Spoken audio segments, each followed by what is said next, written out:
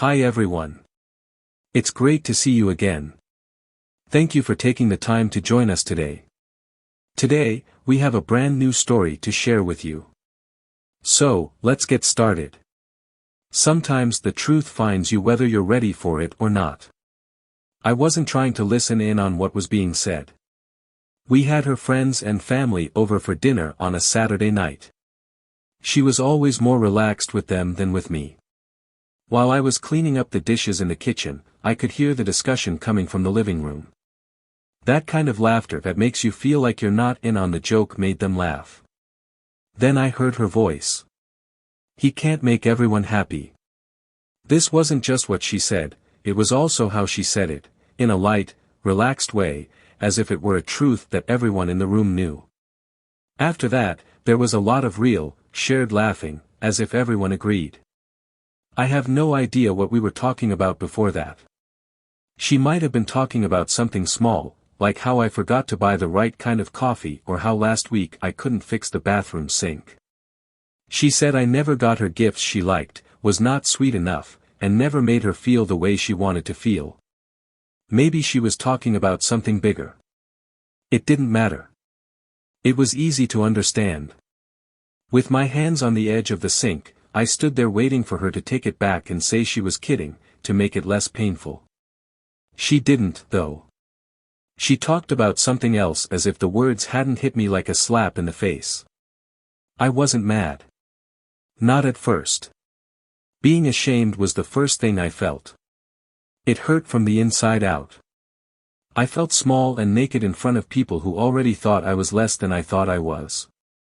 Now I understand something. It wasn't new. It wasn't the first time she said something like this about me. I began to remember the little things that happened, like the sarcastic jokes she told me and the way she rolled her eyes when I talked or didn't get something right. It had been going on for a long time. I just hadn't fully seen it yet. She didn't see me as an equal partner. It was funny to see me. I stood there and didn't say anything while the talk went on. The laughter became just background noise. I wasn't moving after I was done with the dishes.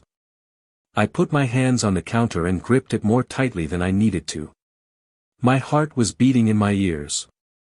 I did everything I could for years to make her happy and be enough for her. I thought that she'd see me differently if I just worked harder. She would love me more if I did more. That wasn't how it worked, though, was it? She didn't see how hard I worked. She didn't see what I gave up. She saw a man who was never good enough, someone she could make fun of in front of her family and friends without any guilt. That's when something changed inside me. I was going to let her have it. I was not going to approach her in public and demand that she say sorry. I was not going to make a fuss. That was the me who always tried to make things better and show that I was important. I made a choice instead. I was done making her happy. I sat there like a ghost in my own house for the rest of the night. I answered when someone spoke to me and nodded when it was appropriate, but I wasn't really there. My mind was somewhere else, going over things I had put away years ago. After the guests left that night and the house was quiet, I lay in bed and stared at the ceiling. So quickly did she fall asleep that it seemed like nothing had happened and the night had been fine. But things were different for me. That one comment, which seemed so casual and easy, was the key that opened a door I didn't want to open. It was full of moments I had ignored, explained away, or told myself weren't as bad as they seemed. I began to remember. She would sigh and say, "You really thought I'd like this?" on her birthdays when I planned gifts. It was one time I tried to cook for her, but all she did was take a bite, wrinkle her nose, and push the plate away, no words. I remember going out of my way to look nice for a rare date night, but all she did was look at me and say, "That's what you're wearing?" It felt like a highlight reel of all the times I had felt less happy in this marriage, but I had kept trying. I remembered the first time I heard her talking badly about me to her friends. But it wasn't quite as direct as what she said that night. The point was still the same. I told myself that it was just her letting off steam and that it didn't mean she didn't love me. Over the years, I told myself many things. I told myself that her constant criticism was because she wanted me to be better, that her voice wasn't meant to sound cold, and that the fact that she never seemed pleased wasn't because of me but because of something she was going through. As I sat there, reviewing in my mind every moment I had let slide, I felt something shift. I had changed the truth so many times to make it bearable. I had tried so hard to make her happy because I thought that if I did more and got better, she'd finally see me the way I had always seen her. However, I finally got something that night. It never had to do with what I did wrong. It had to do with the fact that I could never please her. I didn't feel lighter or freer when I woke up the next morning. I just felt aware in a way I hadn't been before. Making her happy had been the center of my life for a long time. I thought about how she might respond to every choice I made, every small action I took, and every word I spoke. Would she be mad at you? Was she going to be let down? Does she mean to criticize me? I knew how to adapt, change, and plan ahead. It was like living in a house where the floors were not level. I forgot what it was like to just walk because I was so used to taking slow, careful steps. But now I didn't want to walk carefully anymore. I did not get the word out. It wasn't like I sat her down and told her, "Thank you." That was not needed. What I did instead was a really easy thing. I stopped. I stopped going out of my way to get help that was never going to come. She came into the kitchen that morning while I was making coffee. In most cases, I'd ask her if she wanted some. I didn't do it this time. I poured myself a drink and sat down at the table. She waited for a second, as if she thought I would offer. She got mad when I didn't, so she made her own. It wasn't much, but it felt like the first crack in a dam. In the evening, she asked me to go to the store and get something.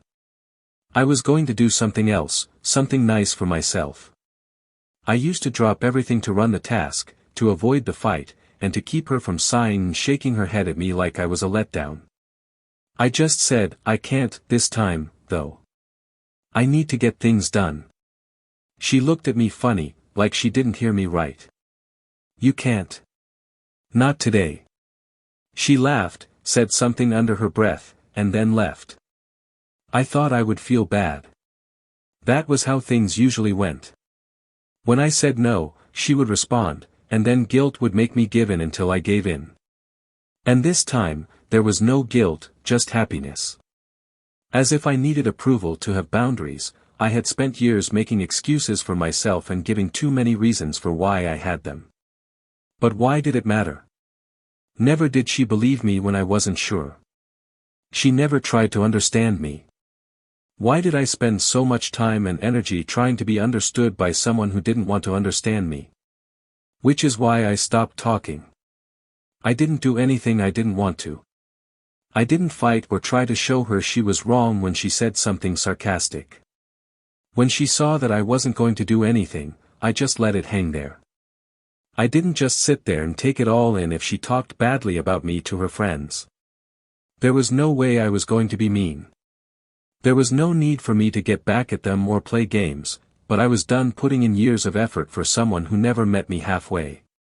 She didn't notice at first. She was so used to me adapting to her feelings, wants, and expectations that she didn't notice the change right away. Then little things began to add up. When she let out a big sigh, I stopped talking to fill the quiet. I was waiting for her to ask me what was wrong. I stopped telling people I'm sorry for things that weren't my fault. I stopped going out of my way to help her feel better even though it cost me. In other words, I didn't fight or explain. I just quit the game I had been playing for years without realizing it. At that point, she saw it. Small blows were fired first. "These days you've been acting strange. What's wrong with you? You're not like everyone else." At first, I think she thought it was only going to last a short time. She thought I was just tired or angry about something and was waiting for her to ask. I didn't wait, though. I was no longer hoping for anything from her. That made her feel bad. She poked fun at me by putting out little blades to see if I'd bite. "There's nothing good about you. Without me, you'd be lost. God, you're not possible." If I had answered, I would have tried to show her she was wrong and make her believe I was good enough and worth something. I no longer did that, though. I didn't say anything in response to what she said, I just looked at her and let her words sink in. Since they didn't. Not any longer. I saw something flash across her face the first time I did that, just looked at her and then walked away. It wasn't anger. Not because they were angry. There was doubt. And something struck me. She was always in charge, but not by force or direct orders. Instead, she was in charge by setting standards. Over time, she formed me and worn me down like water against stone until I was someone who never questioned, never pushed back, and never was anything other than what she wanted me to be. But that person was no longer me. She didn't know what to do with that. I could see her doing everything she knew to get back in charge. They were getting into fights over nothing, attacking things that didn't need to be criticized, and making casual comments that were meant to get me to respond. I stopped playing, though. That scared her. Because I wasn't scared to lose her for the first time. She did everything. When her normal methods didn't work anymore, she tried something new. At first, she stepped it up by being more sarcastic and passive-aggressive and giving me more ways to see if I would give up. I didn't, though. I didn't freak out. What she was used to from me didn't happen. And that's when she became scared. It was in the little things, like how she hovered when I didn't answer right away and how she would watch me, waiting for me to care like I used to. She told me to argue, fight back, and show her that I still wanted her like. However, that person was no longer there. Then anger set in. I was sitting on the couch one night, mindlessly scrolling through my phone. I could feel the stress rising as she paced and huffed under her breath. Before she even said it, I knew what she was going to say. "It's like you no longer care, do you?" I stared at her. There were many things I could have said. I could have blamed her and tried to make her feel better like I always did. That's why I didn't act like I was there to keep the peace. I just said, no. That was it. There is no defense or debate, only the truth. That's when things went bad. There was no violence, but she lost control in a way that made me think she finally knew she had lost all control. She said what she could think of about me, like how cold I was, how I had changed, and how selfish, far away, and different I was. "You're not the guy I married." I stopped and looked at her for the first time in a long time and agreed with that one. I told her, no, I'm not, and I wasn't. I wasn't the type of guy who lived his life on edge, trying to make her happy at all costs to himself. As a man, I didn't put aside my own needs just to avoid a fight. I didn't need her praise to feel like I was good enough. I was no longer the person she saw me as. I think that scared her more than anything else, since she finally got it. I wasn't scared of losing her, but she was. She was scared of losing the guy she had been in charge of for so long. It wasn't nice for her. When I told her that night that I wasn't the man she married, we were no longer together. The lie I had been believing for years was no longer true. She tried to act like nothing had changed at first. While she was awake, she would do things and wait for me to follow suit. She would say little things to test me and see how I would respond. I didn't.